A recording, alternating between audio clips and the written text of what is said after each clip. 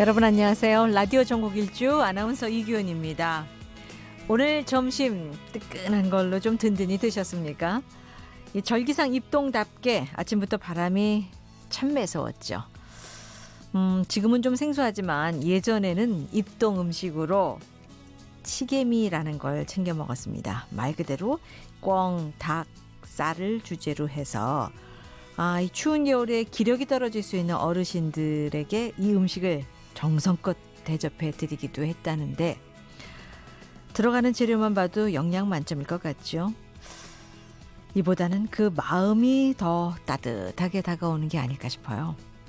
그리고 또 입동 무렵이면 이 겨울잠을 자기 위해서 도랑에 숨은 미꾸라지를 잡아다가 이 음식을 끓여서 대접하기도 했습니다.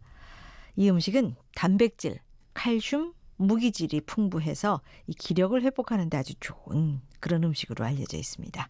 자, 여기서 오늘의 문제 바로 드릴게요. 미꾸라지를 푹 고아서 이 살만 바르거나 혹은 뼈째 곱게 갈아서 여러 가지 채소를 넣고 양념해서 끓인 이 음식의 이름은 무엇일까요?가 오늘의 문제입니다.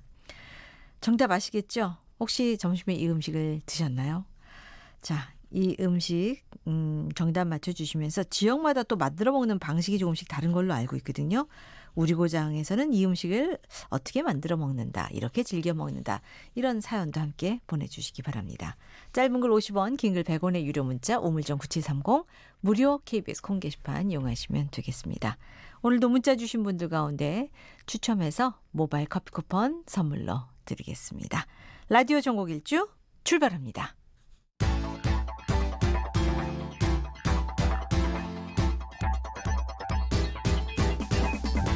대한민국 구석구석 동네방네 이모저모 전국이 가까워지는 시간 KBS 1라디오 라디오 전국 일주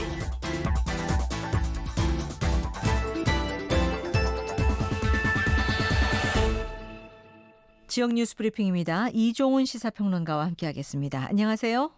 네, 안녕하세요. 네, 이 독도 헬기 추락 사고 발생 9일째인데요. 네. 오늘 역시 이제 남은 실종자 4명을 발견하기 위한 수색 작업 진행하고 있는데 이 구역을 좀 더 넓혀서 이 수색을 재개했죠? 네, 그렇습니다. 어제 사실은 좀 기상이 악화돼가지고 수색을 좀 일시 중단하기도 했었는데요. 네. 지금 이제 기상 여건이 좀 좋아짐에 따라서 오늘 오전 11시 20분께부터 수중 수색을 일단 재개를 했습니다. 그래서 원격 무인 잠수정을 지금 활용을 좀 해서 지금 정밀 탐색을 하고 있는데요. 네. 실종자 가족들이 좀 요청이 있었습니다. 그래서 기존에는 400m, 1000m 요 정도 구역을 이제 정해서 이제 수색을 했었는데 이걸 5m, 1200m로 좀 확대를 했다고 합니다. 네. 예, 지금 수색에는 함선 14척, 항공기 6대, 또 잠수사도 한 37명 정도 투입이 된 그런 상황이고요. 이게 수색이 좀 길어지면서 잠수사들도 좀 고생이 좀 많으실 것 같습니다. 그러게요. 예, 광양함이 이제 지금 최초 헬기 동체 발견 지점 기점으로 해서 북동쪽, 청해진함은 남동쪽을 이렇게 맡아서 수색을 좀 진행하고 있다고 합니다. 예. 자, 이 경기도 파주시 이 민간인 출입 통제선 지역 내의 주민들이 아프리카 돼지열병 확산되면서 지난달 2일부터 중단된 이 파주 지역의 안보 관광 다시 시작해달라고 요구하고 있습니다. 네, 그렇습니다. 오늘 오전 10시부터 그 파주시의 장단면, 통일촌, 또 대성동 마을 주민들 한 100여 명이 이 통일대교 남단에 이제 트랙터 5대 피켓 등을 동원해서 지금 약간 집회를 가졌습니다. 네. 그래서 중단된 안보 관광을 이제 재개를 하라라고 좀 촉구를 하고 나섰는데요. 조금 전에 말씀하셨다시피 이제 지난달 2일부터 지금 이제 안보 관광을 다 통제를 지금 하고 있습니다. 그래서 그동안 사람들이 많이 다니던 도라 전망대라든가 제3땅굴 이런 데에 대해서 지금 그 관광이 이루어지고 있지 못한 그런 상황인데요. 네. 지금 이분들 얘기는 1개월 넘게 이렇게 통제만 지금 하고 있는데 이게 주민들의 생존권을 좀 위협하고 있다. 네. 그런 얘기입니다. 그래서 아무래도 이 관광 관련한 이제 그 사업을 하신 분들도 꽤 많고 그래서 그런 얘기가 좀 나오는 것 같고요. 예. 그러면서 이분들 얘기는 안보 관광 계획은 차량으로 정해진 그런 장소만 이제 견학을 한다는 거죠. 네. 자, 그래서 관광 계획이 이 바이러스를 옮길 가능성은 그렇게 높지 않기 때문에 네. 지금 재개를 하는 것이 좋지 않겠느냐 이런 지금 얘기를 하고 계시는 거 주민들의 생존권 보호 차원에서 하는 요구죠. 네. 자, 이 실거래 가격이 9억 원을 초과하는 이 고가 주택을 가진 1주택자들 앞으로 이제 11일부터입니다. 주택금융공사의 전세대출 공적 보증을 받을 수 없게 되죠. 네, 그렇습니다. 지금 그렇더라도 뭐 9억 원 초과 주택을 보유한 1주택자라 하더라도 직장 이전이라든가 자녀 교육, 질병 치료, 부모 복양 등의 사유로 해서 전세가 불가피한 경우에 예. 그런 경우에는 부부 합산 연소득 1억 원 이하면 예외적으로 전세자금 보증을 이용할 수 있도록 한답니다. 네. 하지만 이제 조금 전에 말씀하셨듯이 11일부터 시가 9억 원 초과 주택 보유자에 대해서는 일단 전세자금 보증을 이제 제한하겠다 이런 얘기고요. 네. 그러니까 이런 9억 원 이상 주택을 가질 정도면 좀 어느 정도 자산가다 이렇게 지금 이제 보는 겁니다. 그리고 지금 이제 그러면 이미 전세자금 보증을 이용한 분들은 어떻게 할 것인가 하는 네. 건데요. 이분들은 일단 연장을 할 수 있다고 합니다. 그래 1회에 한해서 지금 기한 연장을 지금 할 수 있다 그러고요. 예. 하지만 그 이후에 주택을 처분한 후에 이용하거나 전세자금 대출을 뭐 전액 상환해야 하는 그런 부분은 좀 이제 있는 거고요. 이게 아무래도 뭐 부동산 시장 보완 그 방안의 일환으로 해서 고가주택 보유자 같은 경우에는 좀 갭 투자할 가능성도 높고 네. 해서 그런 거를 좀 막고 실수요자를 지원하는 데 집중하겠다는 그런 정책적 배려인 것으로 보입니다. 네. 지난해 고액 체납자 이 재산 징수액이 1조 8,800억 원이라고 하는데 전년보다 이게 5.1% 정도 늘은 액수라면서요. 네, 그렇습니다. 국세청이 오늘 이제 86개 국세 통계 항목을 이제 조기에 좀 공개를 했습니다. 이 네. 최종 통계 발표하기 전에 요즘에 미리 이걸 좀 공개를 좀 하고 있는데요. 그래서 이번에 이제 공개된 국세 통계를 보니까 지난해 5천만 원 이상 세금을 체납한 이제 고액 체납자들에 대한 재산을 추적한 결과 1조 8,805억 원 정도 현금과 재산을 이제 징수 압류했다는 얘기입니다. 예. 이 가운데 이제 현금 징수액이 9,896억 원. 그래서 전년도 대비 한 13%나 늘어났다 그래요. 네. 꽤 많이 거친 겁니다. 그리고 어찌됐건 뭐 이 현금 징수액은 해마다 계속 좀 증가하는 그런 좀 추세를 보이고 있습니다. 다만 이제 재산 압류는 이제 8,909억 원으로 나타났습니다. 그래서 네. 전년도 대비 한 2.5% 정도 감소한 것으로 이렇게 나타나고 있네요. 예, 거기에 더해서 은닉재산 신고제 시행 중인데 이 제도로 징수된 금액이 80억 원을 넘는다죠. 네, 그렇습니다. 예. 자, 대구시가 6년 이상 사용하지 않은 선불형 교통카드 충전금을 시민교통복지에 사용할 예정이라고요. 네, 그렇습니다. 이제 그와 관련해서 이제 11일 날 대구은행 DGB 유페이하고 대구사회복지 공동기금 모금회하고 관련 업무 협약을 좀 할 예정이라 그럽니다. 네. 그래서 대구 도시철도공사하고 이 DGB 유페이가 보유한 장기 미사용 충전금 이게 대략 한 80억 8천만 원 정도 된다고요. 꽤 되네요. 예, 그런데 이제 거기서 이제 세금을 좀 내야 되겠죠. 법인세 이런 것들을 제외한 54억 2천만 원 이거를 이제 대구 사회복지 공동모금회에 이제 지정 기탁을 한다는 거고요. 이 돈은 지금 대구 사회 서비스원에 또 전달이 된다 그럽니다. 네. 이게 이제 국공립복지시설을 이제 운영 관리하는 이제 그런 곳이고요. 네. 그래서 그 사회 서비스원에서 별도 위원회를 만들어서 구체적인 이제 활용처 이런 것들을 이제 결정할 것으로 보이는데요. 기본적으로는 뭐 이제 이 자금의 출처도 그렇고 하기 네. 때문에 시민의 교통 편의를 증진하고 교통복지를 높이는 네. 그런 방향에서 지금 사용이 될 것으로 이렇게 전해지고 있습니다. 어쨌든 교통과 관련된 일에 쓰이는 돈이 됩니다. 자, 이 자녀를 도시에서 시골 학교로 이 전학시키려는 가정에 이 주택 구입난을 좀 덜어주기 위해서 무료로 집을 제공하는 초등학교가 등장했다고요? 네, 이거 굉장히 실험적인 것 같은데요. 네. 굉장히 흥미로운 또 실험이 아닌가 그러게요. 이런 생각이 좀 듭니다. 어디입니까? 예, 전남 화순군의 백아산 자락에 아산초등학교라고 있습니다. 네. 해발 800m가 넘는 고지대에 지금 자리한 곳이고 전교생이 26명에 불과한 아주 작은 시골 학교인데 네. 그러다 보니까 이게 뭐 학교 통폐합 얘기가 이제 번번이 거론이 되고 있는 그런 상황인가 봐요. 네. 자, 그런데 최근에 좀 어떤 현상이 벌어졌느냐? 이 서울이라든가 광주 같은 도시 쪽에서 전학 상담을 하는 부모들이 좀 늘어났다 그래요. 그만큼 학교가 좋다는 뜻일까요?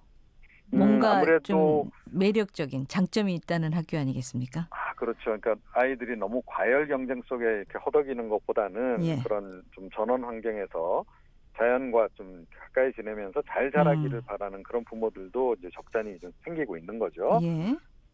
그래서 이제 문의는 전화가 많이 많았는데, 예. 그런데 그걸 좀 해결해 주는데 약간 좀 애로점들이 좀 있는 거죠.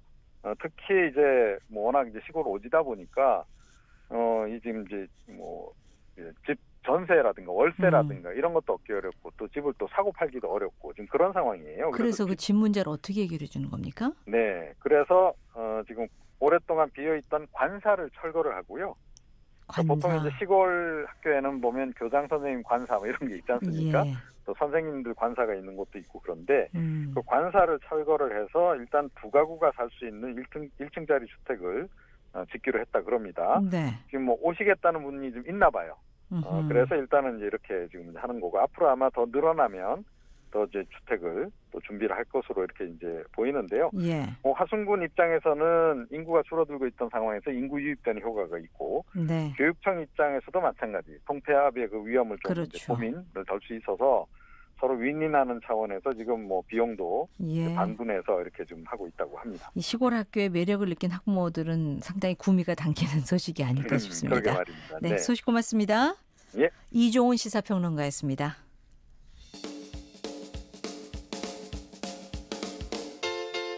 부산, 창원, 대구, 광주, 전주, 대전, 청주, 춘천, 제주, 울산, 진주, 안동, 포항, 목포, 순천, 충주, 강릉, 원주.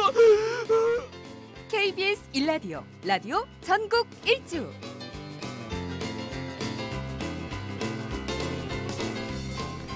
오늘도 여러분과 함께 즐거운 퀴즈 시간 갖고 있습니다. 자, 입동 무렵이면은 겨울잠을 자기 위해서 도랑에 숨은 미꾸라지를 잡아다가 이걸 끓여 먹곤 했습니다. 단백질뿐만 아니라 칼슘, 무기질도 많기 때문에 기력 회복에 좋은 음식이죠. 오늘 사실 라디오를 많이 듣고 계신 분들은 비슷한 퀴즈가 많이 나올 거예요. 그런 만큼 더 이 퀴즈 정답을 많이 아실 것 같은데 오늘도 이제 퀴즈 당첨은 프로그램 중간과 끝날 때 이제 소개를 해드리고 먼저 문자로 들어온 사연부터 소개해드리겠습니다. 김준호 씨, 점심 때 먹었는데 어찌 알았어요? 오늘 식당에 사람들이 엄청 많았습니다 하셨고 3237님, 시래기 듬뿍 들깨가루 팍팍 들어가고 청양고추 송송 썰어서 얼큰하게 먹는 게 제일 좋습니다. 한 그릇 먹고 나면 땀이 쫙 나오죠. 1377님, 남원의 광안루 근처 그 집에 가서 전라도식 이 요리 그리고 숙회 한 접시 먹으면 몸보신 하는데 최고입니다 하셨어요. 9611님, 저녁에 친구들 만나서 이거 먹기로 했어요. 날씨도 쌀쌀하고 기력 보충도 좀 해야겠네요.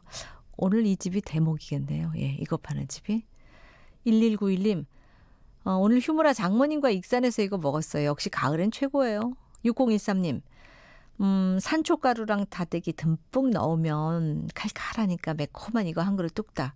이보다 더한 보양식은 없습니다 라고 하셨고, 또 0879님, 어릴 때 초등학교에서 감자탕인 줄 알고 맛있게 먹었는데 계속 가시가 나와서 발라먹고 집에 와서 부모님께 말씀드리니 미꾸라지라는 말씀에 놀라고 그때부터 지금까지 잘 안 드신대요. 그게 이렇게 정신적인 충격이셨나요? 맛있으면 되지 않나요? 자, 이런 문자 보내주시기 바랍니다. 짧은 글 50원, 긴 글 100원의 유료 문자, 옹물정 9730, 무료 KBS 콩 게시판 이용하시면 되겠습니다. 자, 미꾸라지를 잡아다가 이걸 끓여 먹습니다. 기력을 찾는 데 아주 좋은 음식, 이름 새음절입니다. 보내주시기 바랍니다. 지역 소식 들어보죠. 먼저 포항으로 가보겠습니다. 임서희 리포터 안녕하세요. 네, 안녕하세요. 포항입니다. 앞서 뉴스에서 서울 지금 기온 12도고 습도도 12%거든요. 포항 네. 날씨는 어떻습니까? 포항은 지금 18도 기록하고 있습니다. 그래도 아침 저녁으로 쌀쌀해져서요. 새벽에는 6도 정도까지 내려간다고 합니다. 그렇군요. 네. 가을을 알리는 단풍 소식 준비하셨네요. 네, 어느덧 11월 8일입니다. 주말도 다가오는데 나들이 계획 세우시는 건 어떨까요? 오늘은 경주 불국사의 단풍 소식을 준비했습니다. 10월 마지막 주부터 경주 불국사 홈페이지에는 가을 단풍 현황 사진이 올라오기 시작했는데요. 요즘은 이렇게 미리 정보 확인하고 가시죠. 맞아요. 그만큼 또 단풍을 기다리는 분들이 많다는 뜻 아니겠습니까? 네, 맞습니다. 이 불국사 입구로 올라가는 길목부터 이후부터 가을 분위기가 느껴집니다. 지금 붉게 물든 이 나무는 다름 아닌 벚나무인데요. 봄에는 뽀송뽀송 팝콘 같은 벚꽃을 자랑하던 봄나무가 네. 가을에는 완전히 변신했습니다. 어떤 모습일까요? 네, 지금 이파리가 모두 붉은색으로 됐어요. 예. 그래서 이 주변에 원래 벚꽃 보러 많이 오시는데요. 가을에 벚나무 구경하는 것도 말이 되겠습니다. 네. 이 지점부터 낙엽도 밟아보고요. 또 입구에서 상인들이 파는 새 모양 피리도 한번 불어보면 단풍 여행이 시작되는데요. 불국사 입구부터 가보시죠. 네. 새 물 넣고 부르면은 새 소리 나는 거야. 뾰로로 소리 나. 오! 오, 진짜 신기하다. 저는 울산에서 왔어요. 네. 친구랑 나무 그늘 아래서 커피도 마시고 지나간 얘기도 하고. 어떤 이야기 나누셨습니까? 그냥 우리는 애가 7, 8살 때부터 만나가 그 애가 지금 나이가 40이 다 돼가니까 오래된 친구니까 네. 숟가락에 몇 개인지 서로 다 아는. 그래서 와가지고 너무 좋았습니다. 저도 울산에서 왔고요. 저희 30년 넘었어요. 젊을 때는 한번 이렇게 싸우기도 했었고 이랬는데 다 극복하고 지나가니까 지금은 진짜 가족은 가족대로 소중함이 있는데 친구가 굉장히 중요해요. 저희한테는.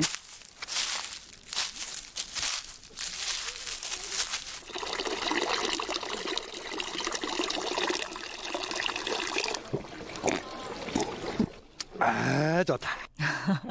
그 물 한 잔 저도 먹고 싶네요. 낙엽 밟는 소리, 물소리 다 좋습니다. 불국사 입구만 왔는데도 벌써 산행 다 마친 것 같아요. 네, 그렇죠. 바로 이 물이 토함산 옥로수입니다. 여기부터 단풍나무가 보이기 시작하는데요. 원래 11월 초, 그러니까 지금이 딱 불국사 단풍 절정입니다. 그런데 올해는 조금 늦는다고 하네요. 네. 붉은 단풍도 있는데요. 아직 초록빛 단풍도 있습니다. 그래서 활활 타오르는 듯한 단풍을 보시려면 며칠 뒤에 가시는 게 좋겠습니다. 갑자기 날이 추워져서 단풍 보기가 좀 힘들지 않나 싶었는데 아직 기회가 있습니다. 네, 맞습니다. 또 단풍은 꽃처럼 빨리 지는 것도 아니고요. 그래도 이제 가을은 눈 깜짝할 새 지나니까 빨리 다녀오시는 게 좋을 것 같습니다. 또 경주 불국사에서 단풍을 보는 건 또 그만의 매력이 있는데요. 문화관광 해설사에게서 불국사에 대한 설명도 들어보고요. 또 이 불국사 안에서 보물찾기 하듯이 돼지를 한번 찾아보는 것도 좋습니다. 불국사에 무슨 돼지요? 네. 네, 이 불국사 극락전 현판 뒤에 보면요. 예. 나무에 돼지를 새겨 넣은 것이 있습니다. 그동안 수많은 세월 동안 아무도 여기에 돼지가 있다는 걸 몰랐는데요. 네. 딱 12년 전이죠. 지난 2007년이 돼지 해였는데 이때 발견이 됐습니다. 그래서 이를 기념하기 위해서 돼지 조형물도 자그맣게 세워놨고요. 네. 많은 분들이 여기 오면서 복을 빌고 돼지 등을 만져서 지금 이 멧돼지 털 무늬가 조금 많이 지워졌어요. 그래요. 네. 이 연말도 가까우니까 한번 돼지 만지면서 올해 바랐던 일 마무리 잘 되라고 빌어보는 것도 좋겠습니다. 그러게요. 2007년 돼지해. 올해도 또 이제 돼지해잖아요. 네, 맞아요. 올해는 기해년이고 2007년은 정해년. 아, 네네. 예, 역시 돼지해였습니다. 예. 네, 맞습니다. 또 이 경주 불국사 높은 데 올라가서 보면요. 기와 지붕과 단풍이 어우러지는 풍경도 한눈에 보이는데요. 네. 걸어가면서 단풍 보는 것도 좋지만 이렇게 높은 데서 단풍 보는 것도 추천드립니다. 계속해서 경주 불국사로 함께 가보시죠. 네.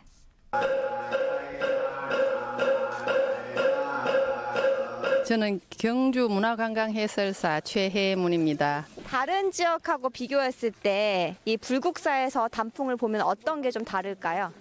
일단 단풍나무가 많아요. 불국사에 제일 많은 나무가 단풍나무예요. 오, 여기 진한데요, 단풍이. 여기 물이 먼저 들었네, 그죠? 네. 저희가 지금 어디로 가고 있습니까? 지금 단풍이 가장 밀집되어 있는 곳을 제가 보여드릴 거거든요. 후문에서 올라오는 길.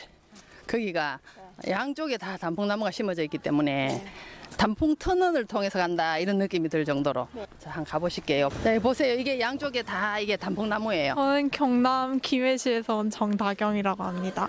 우리 이 단풍을 보고 동시를 하는 이행시를 지으셔도 됩니다. 단조로운 생활 속에 단풍을 바라보면서 풍요로운 가을 겨울 되시길 바래요.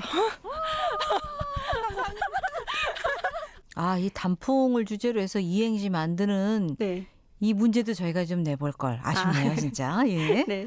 아마 다음 주쯤이 경주 불국사 단풍의 절정일 것으로 예상이 됩니다. 네. 하지만 이 불국사 입구는 이미 벚나무 잎이 붉게 물들고 또 낙엽이 쌓여서 가을 분위기가 물씬 나는데요. 네. 너무 추워지기 전에 가을 분위기 느끼러 불국사로 오세요. 지금까지 포항에서 임서희였습니다. 소식 고맙습니다. 계속해서 원주로 가봅니다. 윤지혜 리포터 안녕하십니까? 네, 안녕하세요. 원주입니다. 예, 오늘 아침에 이 영하권으로 떨어진 지역이 꽤 있었는데 원주에서는 어느새 이 연탄 배달 봉사 현장을 또 직접 다녀오셨다고요? 네, 그렇습니다. 연탄은행이 전국의 연탄 사용 가구 등을 상대로 조사한 결과를 살펴보면 16만 8천여 가구가 아직도 연탄을 쓰는 것으로 나타났습니다. 네. 원주 밥상공동체 연탄은행은 이런 에너지 빈곤층을 돕기 위해 2002년에 만들어졌는데요. 후원금으로 연탄을 사고 또 직접 가정에 배달을 합니다. 이날은 호조초등학교 5학년과 6학년 학생들이 사랑의 연탄 나눔 봉사활동에 나섰는데요. 우산동에 있는 새 가구를 방문했습니다.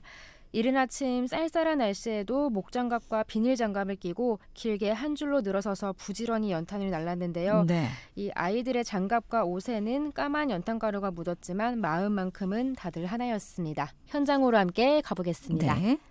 200장씩 진행을 할 거예요. 몇 장씩? 200장. 그래서 오늘 잘 전달하고 돌아가도록 할게요. 아시겠죠? 네. 이 집에 들어갈 거거든요. 1일로 좀 세워주세요. 네. 2, 3, 4, 5. 호저초등학교 5학년 김정현입니다. 저희가 연탄을 지금 200장을 한 집에다 나눠주고 있습니다. 고생하실 할머니를 생각하니 전혀 힘들지 않습니다. 저 200장으로 오랫동안 따뜻하게 6시간 동안 추우시지 말고 따뜻하게 지내세요. 힘들긴 한데 괜찮았어요. 200장으로 따뜻하게 지낼 수 있으니까 힘들어도 뿌듯한 마음도 있어요. 할머니들이 고맙다고 인사해 주시니까 기분이 좋아서 더 열심히 할 수 있었던 것 같아요. 네, 저도 한 10여 년 전에 이 연탄 배달 봉사 한번 한 적이 있었는데 생각보다 많이 못 나르겠더라고요. 이게 좀 무겁기도 하고 네, 맞아요. 마음은 큰데 이게 참 쉽지 않던데 이 초등학생들 무척 힘들었을 텐데 아주 씩씩하게 연탄 잘 운반을 했군요. 네, 연탄 한 장이 3.65kg이라고 맞아요. 하는데요. 예. 두 장이면 7kg이 넘는데 이 연탄 두 장을 양손으로 가득 들고 홀로 사는 어르신들 집 창고에 차곡차곡 쌓았는데 한 가구당 200장씩 전달을 했습니다. 네. 매년 경기가 안 좋다 하지만 올해에도 연탄 기부와 또 봉사 신청이 많이 줄었다고 하는데요. 올해 연탄 가격은 동결됐지만 최근 3년간 매년 인상되면서 연탄 한 장 가격은 800원입니다. 아, 800원이에요. 많이 올랐군요, 그 사이에. 네, 맞습니다. 연탄 후원은 보통 연탄을 직접 사서 기부하기보다는 현금을 기부하는 방식인데 네. 후원금이 똑같이 들어와도 연탄 가격이 오르면 실제 연탄 후원량은 줄어들 수밖에 없습니다. 그렇죠. 그러면 이제 본격적인 겨울이 시작될 텐데 한 집에 연탄 200장씩 전달했다고 했잖아요. 네. 그럼 이게 어느 정도 쓸 수 있는 양입니까? 네, 이 양이면 한 달 보름 정도 쓸 수 있다고 합니다. 예. 그러니까 이 겨울철 하루에 보통 적으면 3-4장, 많으면 10장 넘게 떼기도 하는데요. 연탄 한 장에 6시간 정도 화력이 지속되는데 한겨울이 아니라 3월이나 4월까지도 연탄이 필요하기 때문에 그렇죠. 지속적인 관심과 또 지원을 당부했습니다. 네. 이 겨울철은 누구에게나 난방비 부담이 커지는 시기인데요. 올겨울도 연탄을 떼는 분들은 얼마나 힘드실까요? 이날 연탄 받으신 어르신과 밥상공동체 연탄은행 민순기 사회복지사의 이야기 들어봤습니다. 네. 마음이 찡하고 가슴이 너무 찡한 게 뭐냐면 내 새끼지 저게 남의 새끼가 아니지 그런 생각이 앞서니까 마음이 그래 뭐라도 사주려고 아유 그러면 만사 오케이지 뭐 내 손주들이 해주니까는 든든하고 남의 손주가 아니고 내 손주라고 생각하니까는 너무 흐뭇하고 행복해. 오늘 이제 10번째 연탄 나눔 활동을 진행하는 날인데 오늘은 호저초등학교에서 학생들이 86만 1,300원을 후원을 해줬어요. 그래서 후원한 연탄으로 지금 연탄 나눔 활동을 진행하고 있는데 총 3가구, 총 600장 준비를 했거든요. 그래서 오늘 따뜻한 온기 전하러 왔습니다. 연탄 한 장에 800원인데 5장이면 하루를 따뜻하게 보내실 수 있다고 해요. 4,000원 정도 택시 한 번 덜 타시고 이웃에게 따뜻한 하루를 선물해 보시는 거는 어떠실지 많은 관심과 사랑이 필요한 실정이라서 잘 좀 부탁드리겠습니다. 많은 분들이 참여했으면 좋겠네요. 그리고 이 어르신들 창고에 가득 쌓인 연탄 보면은 정말 뭐 겨울 나기가 벌써 이제 그 그림만 봐도 든든하실 것 같아요. 네. 그리고 어린아이들이 고사리 손으로 이렇게 배달했으니까 그 마음이 전해져서 더 훈훈하실 것 같고요. 네, 맞습니다. 전국에 있는 31개 지역의 연탄은행은 해마다 700만 장 이상의 연탄을 어려운 이웃과 나누고 있습니다. 연탄 후원이나 봉사활동을 하고 싶은 분들은 지역의 연탄은행 홈페이지에서 신청을 하거나 전화 1577-9044번으로 문의를 하시면 됩니다. 1577-9044. 네, 이게 소중한 연탄 한 장 한 장이 홀로 지내는 어르신들에게 큰 힘이 될 텐데요. 그렇죠. 연탄 나눔을 통해서 어려운 이웃들에게 따뜻한 사랑을 실천해 보시면 어떨까 싶습니다. 지금까지 원주에서 전해드렸습니다. 윤주혜 리포터 따뜻한 소식 잘 들었습니다. 자, 오늘 퀴즈 풀고 있습니다. 입동 무렵이면 겨울잠을 자기 위해서 도랑에 숨은 미꾸라지를 잡아다가 이 음식을 끓여 먹곤 하는데 이 음식의 이름을 맞히시면 됩니다. 사연들이 많이 들어오고 있는데요. 7422님 광주에서 문자 주셨습니다. 미꾸라지 삶아 걸러서 우거지 놓고 얼큰하게 끓여 들깨가루 그리고 송송 썬 청양고추 넣어서 땀을 흘리면서 이 보양식을 먹습니다. 맛있게 드시는 아버지 모습이 그리워진다면서 네, 하늘나라에 계신 아버지를 생각하면서도 문자를 주신 분이에요. 4251님 경북 상주 화동면에서 문자 주셨어요. 추수 끝나고 논두렁에서 잡아다가 호박잎으로 해감해서 통미꾸라지를 고추장, 고춧가루, 청양고추 듬뿍 넣고 얼큰하게 아버지를 위해서 엄마가 준비해 주신 음식이었죠. 생각납니다 하셨어요. 정말 이렇게 갖은 양념을 다 넣게 되는데 앞서 제가 그 문자 그대로 읽으면서 다대기라는 표현을 썼는데요. 다진 양념으로 제가 이렇게 순화해서 다시 한번 여러분께 말씀드립니다. 자, 6161님 어릴 때는 시골 논에도 미꾸라지가 있었는데 요즘은 보기 어려워요 하셨고 6038님 외국에서 공부하는 큰아들이 제일 먹고 싶은 게 이 음식이래요. 12월에 한 달간 있다 가는데 많이 사주고 싶습니다 하셨어요. 7236님 강원도 영월에서는 갈지 않고 통으로 이거 끓여 먹는데 아주 맛이 좋다고요. 1477님 어릴 때 형제들과 개울에 가서 한 바구니 잡아오면 어머니께서 맛있게 만들어서 먹던 기억이 새롭습니다. 8879님 가을에 최고의 영양식 아주 좋다고 하셨습니다. 살아있는 미꾸라지 가마솥에 이 차가운 손두부 넣어 끓이면 미꾸라지들이 시원한 두부 속으로 파고 들어가 삶아서 먹습니다 하셨는데 살짝 좀 끔찍한 모습 같기도 한데요. 네, 최고의 고단백 식품이라고 하셨고 3541님 경상도에는 여기에 방아잎을 꼭 넣어서 먹어야 진정한 음식이 된다고 하셨어요. 방아잎을 넣는군요. 3578님 흰쌀밥에 매콤한 어리굴젓 미꾸라지 튀김도 아주 일미라고 하셨습니다. 오늘 퀴즈가 좀 먹는 얘기라 그런지 계속 말하면서도 입에 침이 고이네요. 자, 먼저 일단 사연 주신 분들 소개해드렸고요.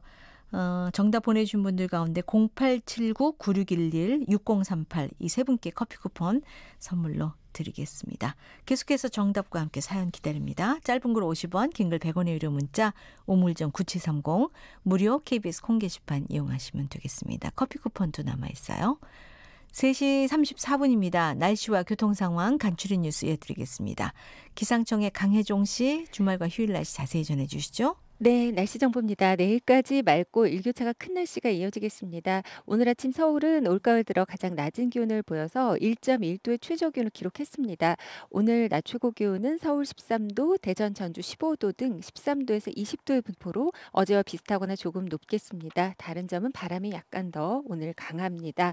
내일 기온이 전반적으로 오르더라도 쌀쌀하겠고요. 일부 내륙으로는 아침에 영하권으로 설이나 얼음이 관측되는 곳이 있겠습니다. 계속해서 농작물 관리에 유의하셔야겠습니다.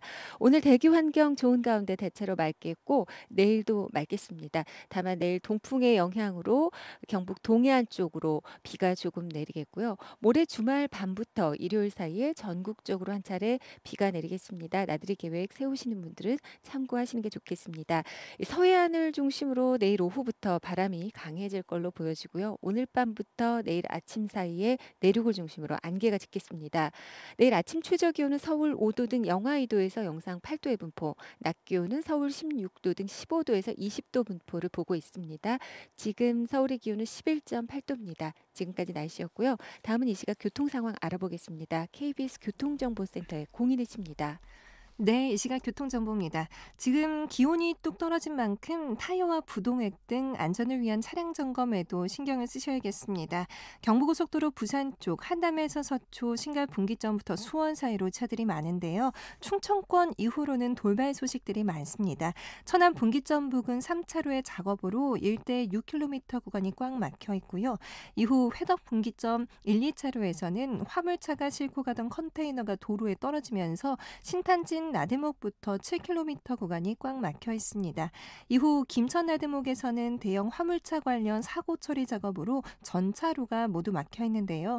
지금 갓길로만 통행이 가능하기 때문에 뒤쪽으로 차들이 거의 서 있는 상황입니다. 참고 운행을 부탁드립니다. 서울 양양간 고속도로 서울 방향은 조양 나들목부터 5km 구간에서 작업의 여파를 받고 있고요. 영동 고속도로도 새마을 부근의 작업으로 일대 양방향에서 3, 4km씩 밀리고 있습니다. 끝으로 논산 천안 고속도로 천안 쪽 정우터널 1차로에서는 사고를 처리하고 있습니다. KBS 교통정보센터였습니다. 이어서 라디오 정보센터 연결해 이 시각 주요 뉴스 듣겠습니다.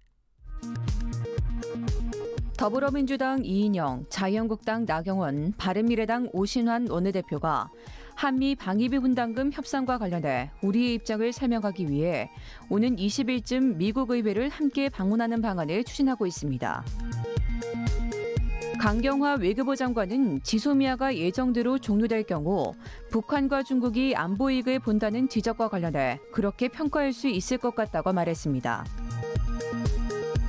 아베 신조 일본 총리가 한국 측이 한일 청구권 협정 위반 상태를 그대로 내버려두고 있다고 비판하며 국정을 운영하는 정권으로서 지켜야 할 기본은 양보할 생각이 없다고 강조했습니다.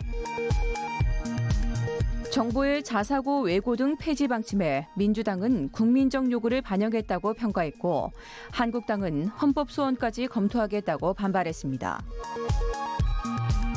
고은 시인의 성추행을 목격했다고 폭로했다가 고 시인에게 손해배상 소송을 당한 최영미 시인에 대해 항소심 법원도 배상 책임이 없다고 판단했습니다. 검찰이 나경원 자유한국당 원내대표의 자녀 부정입학 특혜 의혹에 대한 시민단체들의 고발과 관련해 첫 고발인 조사에 나섰습니다.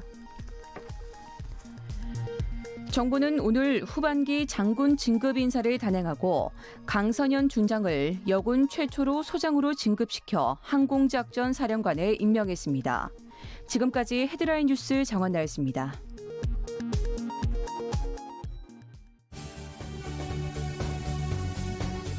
KBS 1라디오 라디오 전국 일주.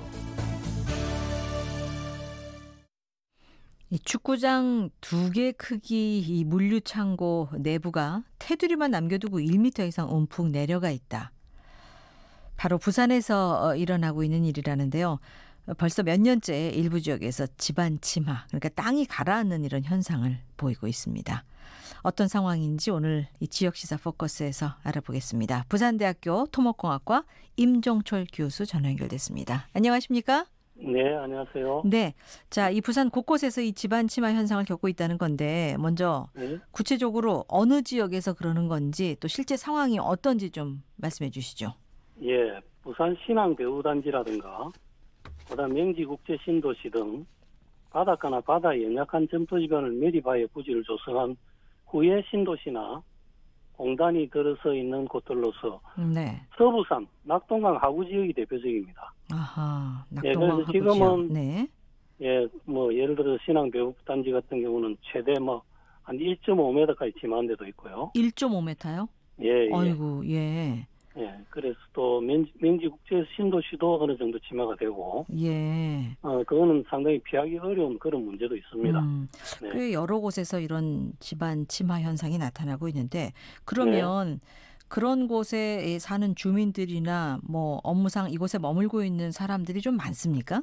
네, 거기 많이 있죠. 공단도 있고, 네. 또 이제 국제 신도시도 있거든요. 네. 거기에 많은 분들이 그 분양이 돼가지고 주거하고 있습니다. 네. 예, 그래서 상당히 걱정을 많이 하시죠. 아유, 상당히 불안할 것 같습니다. 네, 그렇습니다. 예. 그런데 이 집안 침하에 대해서 지금 연구 영역을 교수님께서 이제 맡으셔가지고 상황을 자세히 살펴보신 걸로 아는데, 네. 원인이 뭔지 밝혀졌습니까? 예, 저희 학술적으로는 아주 명확하게 다 밝혀졌습니다만, 예. 여기서 일반 분들이 좀 알기 쉽게 제가 한 3가지만 네. 원인을 크게 나누어서 한 말씀을 드리겠습니다. 첫째로 이제 연약 집안 위에 매립을 해서 부지를 조성하면 이제 흙을 매립을 하게 되지 않겠습니까? 네. 그럼 그 하중 때문에 집안이 엄청나게 침하를 합니다. 예를 들어서 준설토를 매립하게 되면, 예. 지금 우리 선악동강 같이 그런 준설토를 매립하게 되면은 준설 매립 두께의 한 30% 이상까지 침하를 하거든요. 아, 그래요? 그럼 한 10m를 성토를 하면 한 3m가 3m. 침하를 한다는 이야기거든요. 그 무게를 견디기 어렵다는 거죠. 그래서 그렇죠. 가라앉는다. 예. 그것만 있는 게 아니고 또 위에 성토를 또 하고 밑에 점토지가 또 있기 때문에 네. 한 7m나 10m나 이렇게 침하를 시키게 됩니다. 요 침하를 시키는데 얼마만큼 침하를 시켜야 되는가 하는 것들은 예. 여러 가지 수학적인 기법이 있거든요. 예, 그건 좀 어렵겠습니다만 예, 제가 그 이해하기엔. 수학적인 기법에 따라서 침하의 네. 차이가 나타나는 겁니다. 예.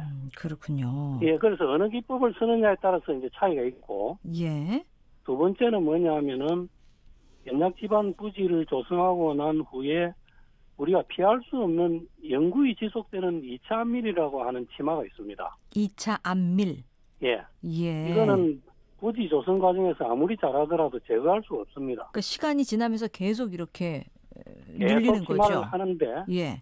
그 침하 속도는 이제 점차로 줄어들게 되죠. 네. 예, 그래서 부지 조성 후에 장기간 지난 후에 사용하게 되면 이런 피해는 상당히 최소화할 수가 있다는 거죠. 그 시간이 해결해 줄 문제네요, 이거는. 그렇죠. 예, 예. 그런 것도 있고. 세 번째는 이제 입주업체들이 하중을 많이 올리게 됐죠.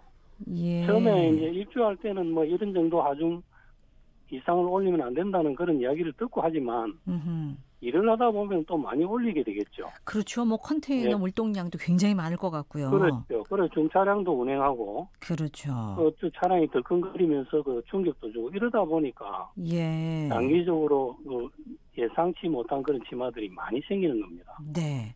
네. 지금 이제 3가지 원인을 짚어주셨어요. 이 성토 하중, 그리고 이제 흙이 계속 쌓이면서 그 다음에 이제 2차 안밀이라는 표현을 하셨는데 이건 이제 시간이 지나면 좀 해결이 될 것 같고, 또 하나는 이제 입주 업체들이 이 설계 하중을 초과한 어떤 중량물을 쌓아놓거나 어떤 무거운 그 차량들 운행하는 그 자체가 또 원인이 될 수 있다. 그렇습니다. 그런데 일각에서는 이 매립지처럼 연약 집안에서 이렇게 잔류침하하는 건 이건 자연스러운 현상으로 봐야 된다라는 얘기들도 있어요. 예.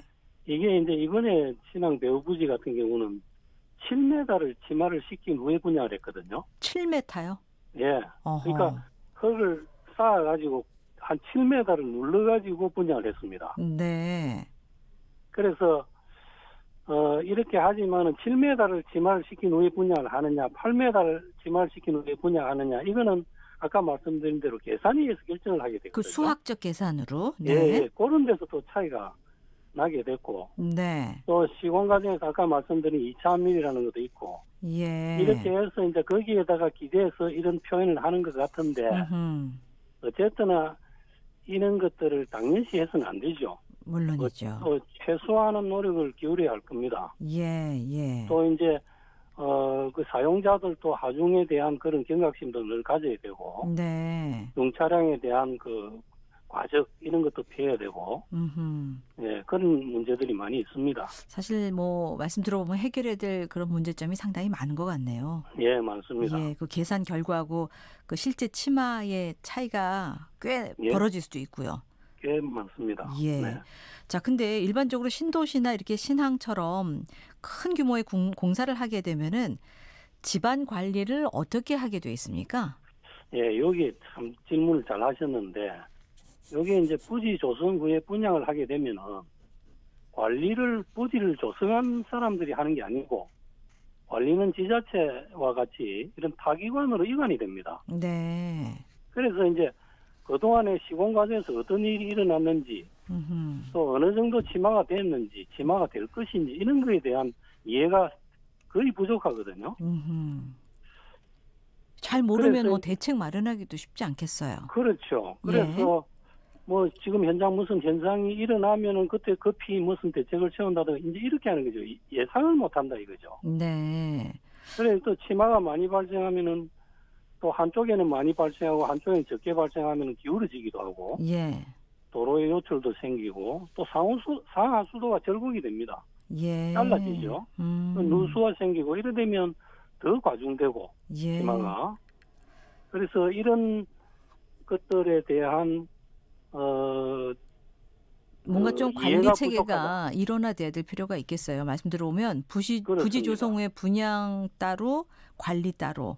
그렇습니다. 그리고 문제 생기면 그때그때 땜질식 처방으로 끝나니까 문제가 더 커질 수밖에 없는데. 그럼 이제 우리나라에 아직까지 실정이 이걸 장기적으로 개척을 해서 장기적으로 어떤 문제가 일어나는 것을 봐야 되는데. 네. 그래야 기술이 발전이 되는데. 그냥 이제 부지만 사용하고 나면 그 뒤는 대부분 손을 놔버리거든요. 관리 주체가. 놔버리기 때문에 우리 기술 발전이 안 되는 거죠. 그러네요. 네, 그렇습니다. 이참에 좀 장기적인 치마 예측도 좀 신경을 써야 될 것 같고 이 부산시에서는 뭐 어떤 입장입니까? 이 집안 치마 문제에 대해서? 그 넓은 지역을 지금 매립을 해서 쓰고 있지만은 치마에 대해서 이제 사회적인 문제가 발생한다거나 큰 이슈가 될 때 그때 이제 부랴부랴 원인을 분석하고 대책을 수립하는 이런 실정이거든요. 그래서 연약 지방상 부지 조성에 대한 기술적인 발전, 또 치마를 최소화하는 노력 이런 것보다는 설계나 시공자한테 그냥 맡기고 있는 그런 실정입니다. 그래서 또 관리 주체도 또 다르죠. 그러네요. 그러다 보니까 기술적인 발전이 굉장히 더디고 이건 부산시뿐만이 아니고 우리나라 전체의 문제입니다. 총체적인 문제라고 읽혀지는데 그러면 문제가 있으면 일단 설계나 시공자에게 맡긴다고 했잖아요. 그럼 해당 시공사는 뭐라고 합니까? 그 자신들은 이제 좀 어이가 없어하죠. 왜냐하면 자기 나름대로 정직하게 최선을 다하고 또 현장 자문도 수차례 받습니다. 그런데도 이런 과다치마가 발생한 것에 대해서는 자기들은 이해하기 힘들다는 생각을 하게 되죠. 그 앞에서 말씀드렸듯이 시공사가 해결할 수 없는 근본적인 난제들이 많기 때문입니다. 자, 그러면 일단 집안은 계속 침하되고 있고 전문가 입장에서 보실 때 이걸 어떻게 해서 풀어나가는 게 좋은지 근본적인 대책이 좀 있어야 될 것 같거든요. 짧게 좀 짚어주세요. 짧게 세 가지만 말씀드리면 첫째, 치마가 많이 된 입주업체는 영업상 불이익을 안 받도록 더 이상 치마가 발생하지 않는 그런 대책이 있습니다. 그걸 신속히 적용해 줘야 하고. 그리고요. 그다음에 국가가 나서서 연약 지방 기술력을 향상시키는 노력을 해줘야 된다. 그다음에 세 번째, 우리나라 전체 매립지를 관리해 가지고 앞으로 한 10년 정도 두고 그 이후에 사용하도록 순차적으로 해주면 지금부터 10년간은 그 부지를 못 쓰겠지만은 그 이후부터는 아주 안정적인 부지를 사용할 수 있겠죠. 그런 이제 범국가적인 그런 정책이 필요하다 이렇게 봅니다. 아주 중요한 지적해 주셨네요. 반복해서 일어나고 있느라면 이런 근본적인 대책을 빨리 세우는 게 시급한 것 같습니다. 오늘 말씀 잘 들었습니다. 감사합니다. 지역시사 포커스 부산대 토목공학과 임종철 교수와 함께 입산 지역의 집안 치마 문제 함께 짚어봤습니다.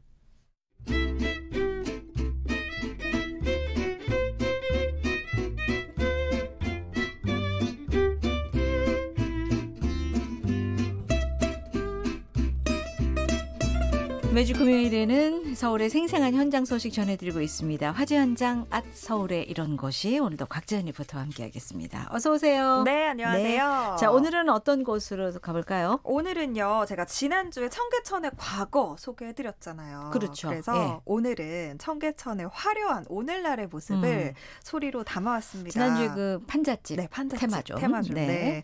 1년에 한 번씩 하는 청계천의 대표적인 축제죠. 바로 2019 서울 비초롱 축제가 지난 1일에 개막을 해서 지금 한창 진행이 되고 있습니다. 예. 벌써 1년이 지났나 하시는 분들도 많을 것 그러게 같아요. 말이에요.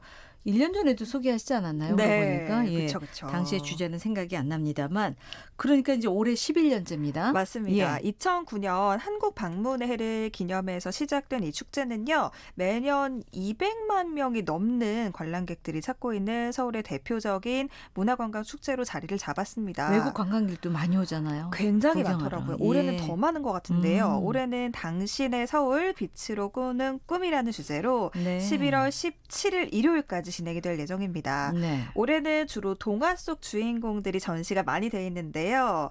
아직 안 가보신 분들 서둘러서 가보시면 정말 감탄에 감탄을 할 거라고 저는 확신하는데 아이들이 좋아하겠어요. 동화 속 주인공이 네, 빛의 맞습니다. 모습으로 네. 나타나 있잖아요. 그리고 또 작년보다 좋았다 하는 것 중에 하나가 저는 날씨거든요. 작년에 미세먼지가 너무 심해서 축제가 취소가 됐었던 적이 있어요. 공식적으로 며칠 동안. 그렇군요. 근데 올해는 그런 게 없어서 너무 예. 다행이에요. 예. 그러니까 더 많은 관광객들이 찾아왔겠군요. 네, 맞습니다. 아무래도 소리가 정말 빵빵하게 사운드가 추가가 됐다는 걸 저는 또 말씀을 좀 드리고 싶은데요. 네. 그러다 보니까 그 정말 테마파크에 온 거 아니야? 이런 기분도 좀 살짝 들더라고요. 예. 올해 축제가 정말 동화인 만큼 어린 시절 책에서 봤던 캐릭터들을 소리로도 만날 수 있어서 저는 참 좋았습니다. 현장으로 가보시죠. 네. 토끼는 자라와 함께 용궁으로 향했어. 꿈에 부푼 토끼는 엉덩이를 들썩이며 노래를 불렀지.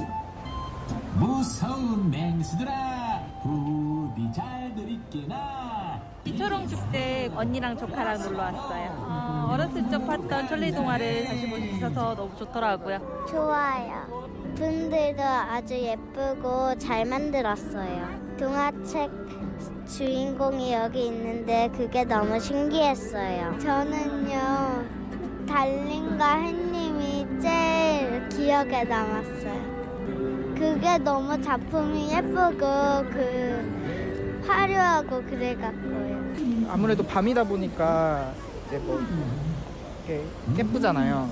사진을 찍다 보면 사람들이 이렇게 가다 보면 뒤에 기다리는 분들도 있을 테고 다른 행동을 하다가 넘어지실 수도 있고 계단 사이에서 그렇다 보니까 이제 다들 이렇게 상황에 맞게 잘 해주셨으면 좋겠어요.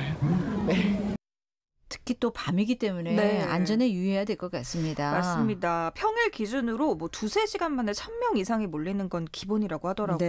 네. 그래서 또 올해는 동화가 주제다 보니까 아이들이 눈이 반짝반짝반짝 하면서 그 주변에 네. 막 이렇게 모여서 서 있고 하기도 하고 또 어르신들도 굉장히 많이 찾고 있기 때문에 사진 찍을 때는 조금 더 주의를 잘 살피시면 좋을 것 같아요. 네. 지난해는 이게 또 앱이 따로 있어서 네, 맞아요. 뭔가 직접 들으면서 네, 작품 들을 수 전기수 있었죠. 앱이라고 해서 있었는데요. 올해는 어때요? 올해는 직접 해설을 들을 수 있는 해설사가 있어서 해설 프로그램을 좀 즐기실 수 있어요. 예. 시간별로 다른데 보통 한 30분 단위로 진행이 되니까요. 현장에서 직접 시간 확인하고 좀 신청을 하시면 되겠습니다. 정말 우리나라의 것들부터 세계적인 것까지 아름답게 전시가 돼 있어요. 뭐 호두까기, 인형, 어린 왕자, 피터팬 뭐 이런 친구들이 네. 어떻게 전시가 돼 있는지 기대 많이 해주시고요. 계속해서 시민들 만나보시죠. 네. 되게 잊고 있었던 뭔가 전통적인 것들이나 서울의 명소들을 막 보여주니까 못 가봤던 데도 가보고 싶고 그래서 막 동화 같은 것도 다시 떠올릴 수 있어서 저 너무 좋았고 친구들하고 다시 오고 싶어요. 어떡해. 빨간 머리야? 헐 이거 너무 귀여워. 빨간 머리. 네 끝까지 다 보고 그리고 저 위에 지금 여기서 안 보이는데 막 전등이 잔뜩 달려있더라고요. 그래서 그것도 좀 보고 갈 생각입니다. 우리 친구 같이 왔어요. 그런데 너무너무 좋으네. 참 이거 한번 친구들하고 데리고 또 오고 싶어.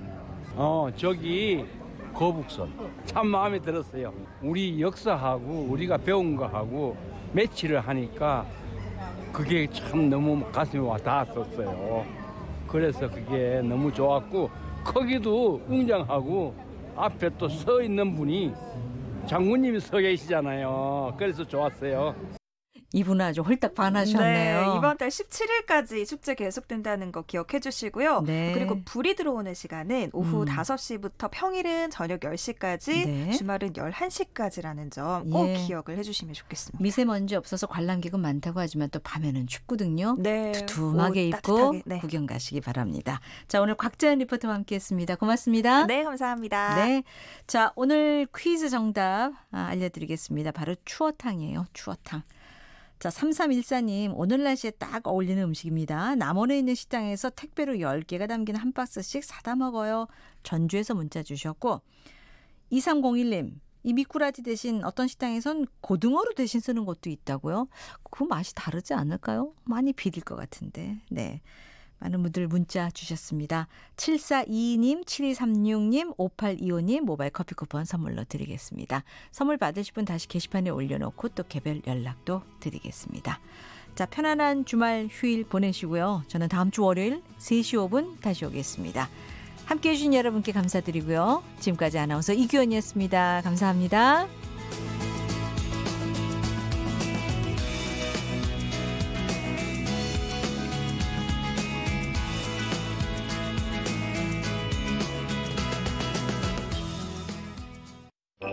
오늘의 일기. 학교에서 산불 예방에 대해서 배웠다. 투명한 생수병에